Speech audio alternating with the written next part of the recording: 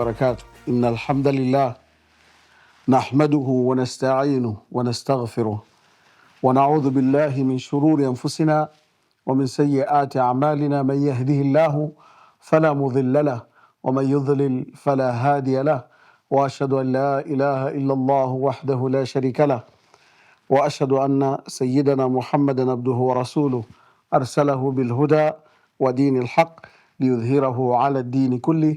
أما بعد، رب اشرح لي صدري ويسر لي أمري واحلل عقدة من lisani yafqahu qawli. Baada ya kumshukuru Allah subhanahu wa ta'ala na kumtakia rehma na amani kipenzi chake na kipenzi chetu Bwana Mtume Muhammad sallallahu alayhi wasallam, tunaendelea katika kuzungumzia malindo ya Allah subhanahu wa ta'ala, ikiwa sisi tunajihifadhi na kuhifadhi maamrisho ya Mwenyezi Mungu subhanahu wa ta'ala na kujiepusha mbali na yale ambayo kwamba Mwenyezi Mungu amekataza na kutovuka mipaka ya Allah subhanahu wa ta'ala. Katika kipande cha hadithi Mtume sallallahu alayhi wasallam sema, ihfadhillaha yahfadhuk, muhifadhi Mwenyezi Mungu, Mwenyezi Mungu atakuhifadhi.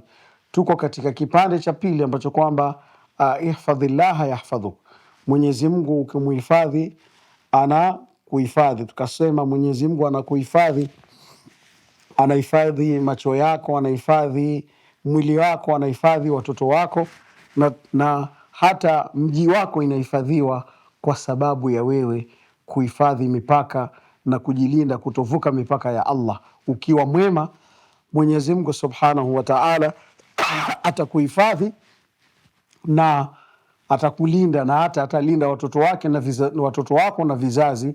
Tukaona mfano katika suratul Kahf, wa kana abuhuma saliha wa mata kana alabdu mushtaghilan bi ta'ati llah. Na katika mambo ambayo kwamba yanakupelekea katika kulindwa na Mwenyezi Mungu subhanahu wa ta'ala, Mwenyezi Mungu kukuhifadhi na kukukinga, ni kuwa ukiwa unashughulika na taa ya Mwenyezi Mungu subhanahu wa ta'ala. Fa inna Allaha yahfadhu, Mwenyezi Mungu anamhifadhi mja kama huyu ambaye anashughulika na kumtii Allah subhanahu wa ta'ala. Faman hafidha Allaha hafidhahu min kulli adha, yule ambaye atamuhifadhi Mwenyezi Mungu katika kumtii Mwenyezi Mungu, Mwenyezi Mungu atakuhifadhi kutokamana na kila maudhi. Wadhalika fil musnad wa ghairi, na imepokelewa katika musnad na sehemu nyingine, anna mra'atan min as-sahaba, mmoja katika wanawake wa masahaba, kharajat fi sariyatin min almuslimin, alitoka katika kundi la jeshi ya Waislamu, watarakat 12 anazatan wasisatan, akawacha vitu 12 katika sufi ambaye kwamba alikuwa anazishona na nywele. Waqala ya rabbi, yani aliacha mali yake, alikuwa ni mshonaji mwanamke, alikuwa anashona vitu vyake na akawacha katika sehemu akisema, ya rabbi, ewe Mola wangu, inni qad dhaminta liman kharaja fi sabilik an tahfadha alayhi, wewe umetoa dhamana yule ambaye ametoka katika njia yake utamuhifadhi. Wa inni qad faqadtu anzan min ghanami wasisati, mimi nimekosa mbuzi wangu na vitu vyangu na zile sufi ambayo kwamba nilikuwa na shona nimekosa. Wa inni unshiduka anzati wasisati, na mimi nakuomba Mwenyezi Mungu subhanahu wa ta'ala nirudishie mbuzi wangu na zile sufi zangu. Qala waja'ala an-nabiy sallallahu alayhi wasallam yadhkuru shidda munashadataha rabbaha tabaraka wa ta'ala, na Mtume sallallahu alayhi wasallam akaendelea kukumbuka namna yule mwanamke alikuwa anang'ang'ana kumwomba Mwenyezi Mungu subhanahu wa ta'ala kumrudishie mali yake, kwa sababu ametoka katika njia ya Mwenyezi Mungu na mali yake ilikuwepo imebaki pale na akarudi akuipata. Qala Rasulullah sallallahu alayhi wasallam, fa asbahat anzaha wa mithlaha wa sisataha wa mithlaha, alipofikia asubuhi akapata kila kitu chake. Maana yake Mwenyezi Mungu alimuhifadhia mali yake kwa sababu alitoka katika taa ya Mwenyezi Mungu Subhanahu wa Ta'ala. Maana yake wewe vitu vyako Mwenyezi Mungu Subhanahu wa Ta'ala anaweza kukulindia kwa sababu wewe unalinda mipaka ya Allah Subhanahu wa Ta'ala, unamtii. Vyombo na mali yako Mwenyezi Mungu atalinda. Faman hafidha Allaha hafidhahu min kulli adha, yule ambaye atamuhifadhi Mwenyezi Mungu, Mwenyezi Mungu atamlinda kutokamana na kila maudhi. Faman ittaqa Allaha faqad hafidha nafsa, yule ambaye anamuogopa Mwenyezi Mungu basi amehifadhi nafsi yake. Waman dayya taqwa, yule ambaye ataacha kumwogopa Mwenyezi Mungu, faqad dayya nafsa, basi amepoteza nafsi yake. Wallahu huwa alghaniyu, Mwenyezi Mungu ndio mkwasi. Bal mimma yadhkuruhu alulama fi hadha albab, katika huu mlango wa Mwenyezi Mungu kukuhifadhi, ulama wanatitajia anna min ajibi hifdhi llahi liman hafidhahu an yaj'ala alhayawanat almuftarisata almu'dhiyata bitab'i hafidhatan lahu min aladha, kuwa katika mambo ambayo kwamba cha maajabu zaidi, kuwa katika kinga na malindo ya Mwenyezi Mungu, ihfadhillaha yahfadhuk, ni kuwa Mwenyezi Mungu Subhanahu wa Ta'ala atafanya wale wanyama ambao ni wakali, wanyama ambao kwamba ni hatari, ambao kwamba wanaudhi binadamu, anaweza fanya hawa wanyama kukuhifadhi kutokamana na maudhi. Yani mathalan simba atakuwa anakulinda wewe, badala wewe kumtoroka simba, simba anakulinda wewe.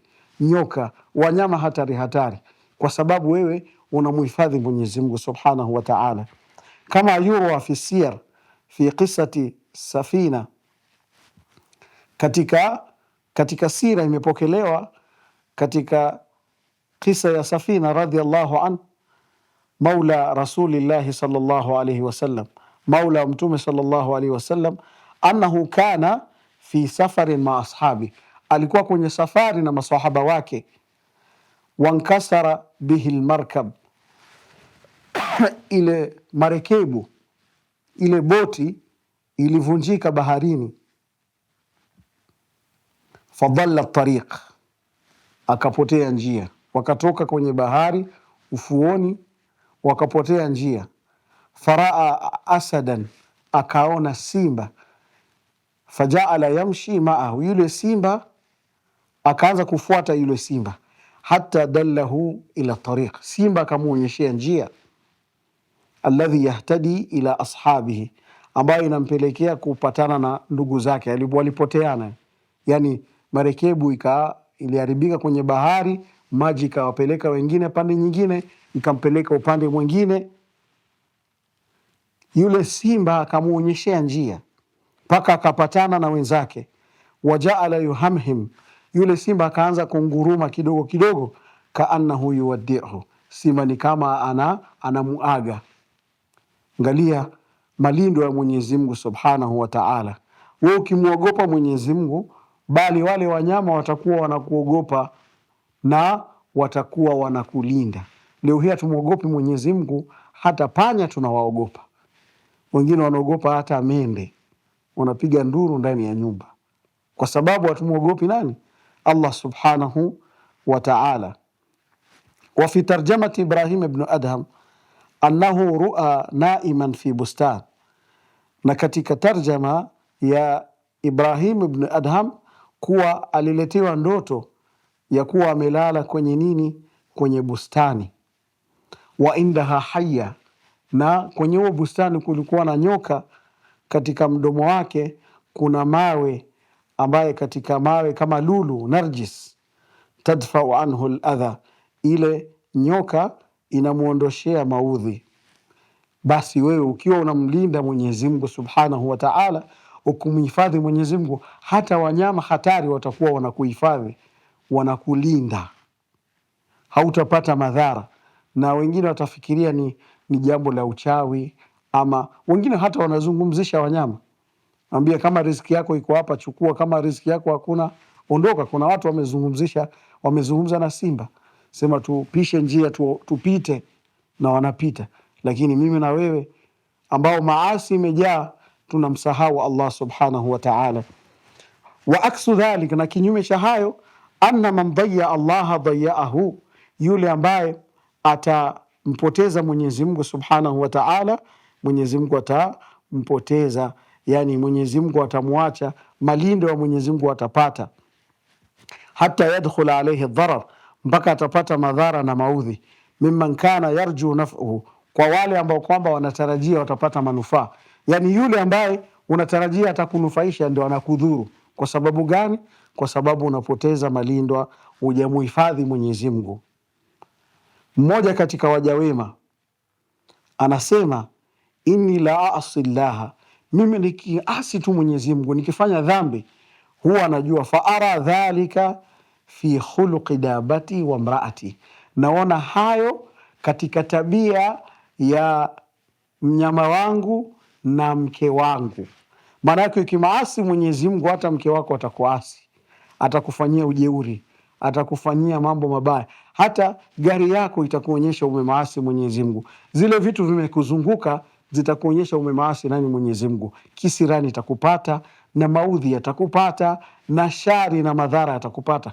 Kisa na maana ni wewe umevuka mipaka ya Allah subhanahu wa ta'ala. Sasa katika mambo ambayo kwamba yanakufanya Mwenyezi Mungu anakuhifadhi ni wewe kutekeleza amri ya Mwenyezi Mungu subhanahu wa ta'ala. Hii ni picha ya kuonyesha kuwa Mwenyezi Mungu anakulinda. Wassalamu alaikum wa rahmatullahi wa barakatuh.